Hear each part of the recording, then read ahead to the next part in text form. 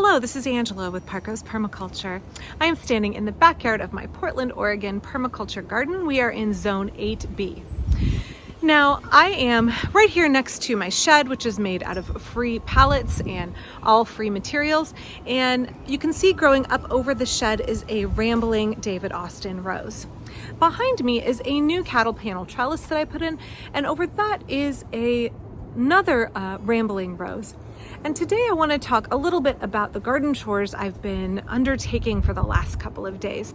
August is prime time to deal with your rambling roses, to prune them and get them trained for the coming fall, winter, and next spring in order to ensure a good bloom next summer. Now, when you prune your roses, particularly ramblers, there is a tremendous amount of biomass, a tremendous amount of very thorny green material left over. And it can be difficult to compost that for a number of reasons. Potentially here you can spread black spot by doing that, but also just they are slow to compost and the thorns don't break down well, and they are big nasty buggers, believe me.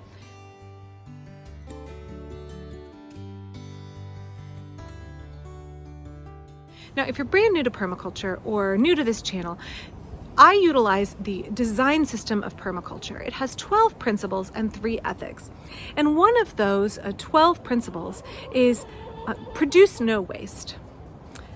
I've talked in the past about how that's kind of an aspirational goal. It can be difficult living in Western society to have a zero waste lifestyle. Not difficult, nearly impossible. But one of the ways in my garden that I produce no waste is I try to find a use for every living thing and everything that can possibly be returned to the earth. And that includes all of my prunings. So I have to find a way to utilize those really thorny rose prunings. And I have found a pretty handy solution that actually does multiple jobs for me. Now, in permaculture, it's not a principle, but it is kind of a concept that is utilized frequently, and that is called stacking functions. Stacking functions is when you have multiple uses for one thing in your garden. One plant does many jobs, one structure serves many purposes. For instance, my shed, I store stuff in it, but I also use it as a trellis for all kinds of living things. I have multiple roses and clematis and other things vining up the shed. I also use it as a windbreak, and I also use it as a water collection right this way down into my duck pond, which is off the back of this shed, which is made out of a clawfoot bathtub. So it serves many purposes. So we want to utilize our space as efficiently as possible. We want to get the most bang for a buck.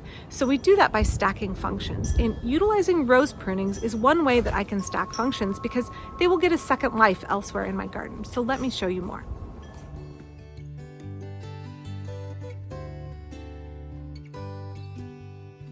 As I've talked about in the past, I love the feeling of creating garden rooms.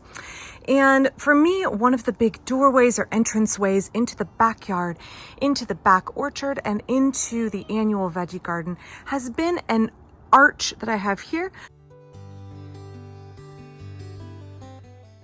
Now, this is a rambling, mostly thornless purple rose that is somewhat shade tolerant. And I had a little trellis that I basically rigged up out of hazel prunings and utilizing half of this lilac to create the trellis. And this rose just is too richly laden with blossoms in the summer, and it causes the trellis to sag. So we went and invested another, $40, I think. The cost of these cattle panels has gone up $6 since I last made a video on them, and I put in a much larger arch. It meant that this peony, which used to be in a side bed, is now incorporated into the walkway, and the walkway is much larger. I still have my strawberries down here. Here's the base of the rose, and it is trained up the side. This way I'll have a support that lasts for years and years and years. And this rose will get better air circulation, and I have more room to walk under and enter into the backyard garden.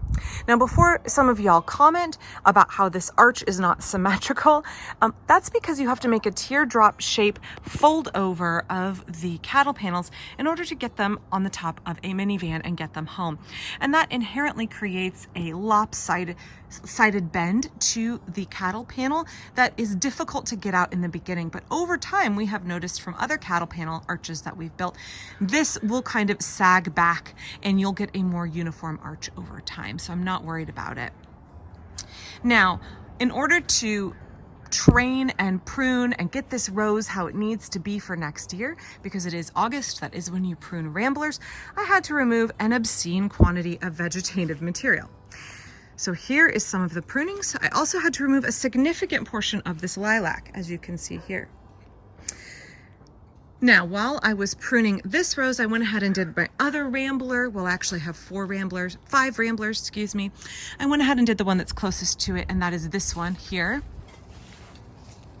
So that has been pruned and trained. And as a result, I have all of these prunings. Now, these are nearly thornless. These are quite thorny.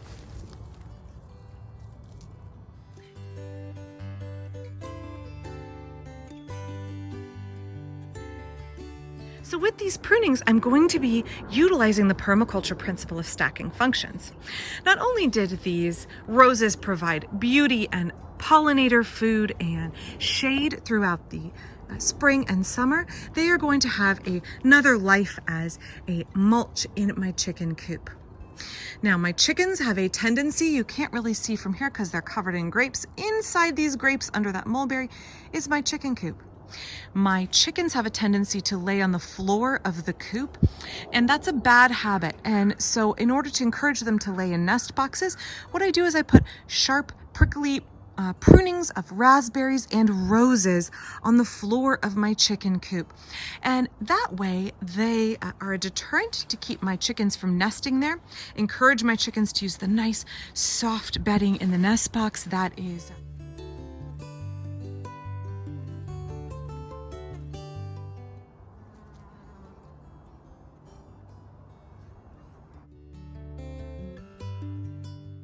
so that coating of prunings of my roses on the bed of my chicken coop really discourages the chickens from laying there, and it encourages them to lay in the nest boxes where I've provided them a soft layer of prunings of aromatic herbs throughout the summer, and then straw and other material in the winter. So let's go down here into the chicken coop.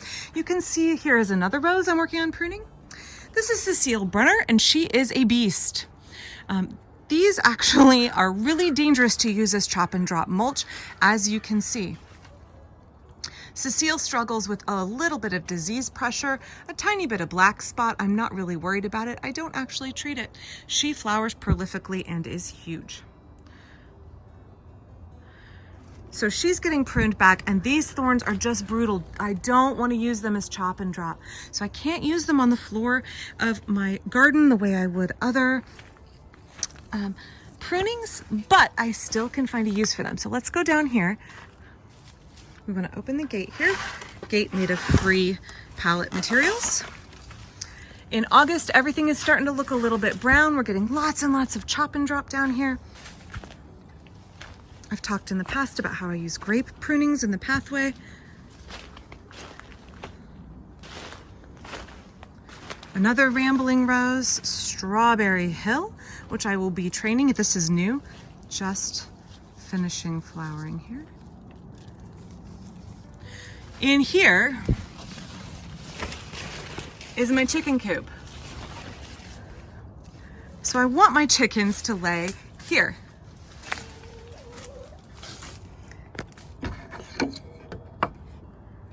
You can see I have lots of fresh, soft prunings. This is customary, it smells good. And I want the chickens to lay in here and not on the floor of the coop.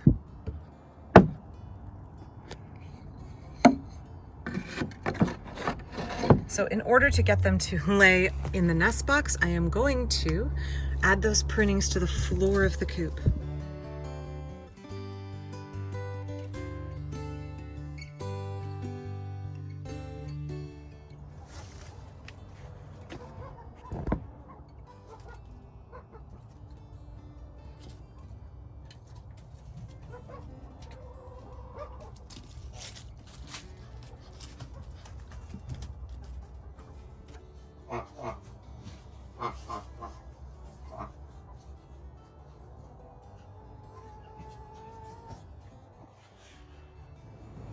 So thanks for watching. I hope that you enjoyed this video. I hope that you got something out of it, that it helped elucidate a little bit the permaculture principle of stacking functions, that we can conserve resources, we can reuse things, we can get many uses out of one item so that we can save money, save energy, and be more efficient in our permaculture design.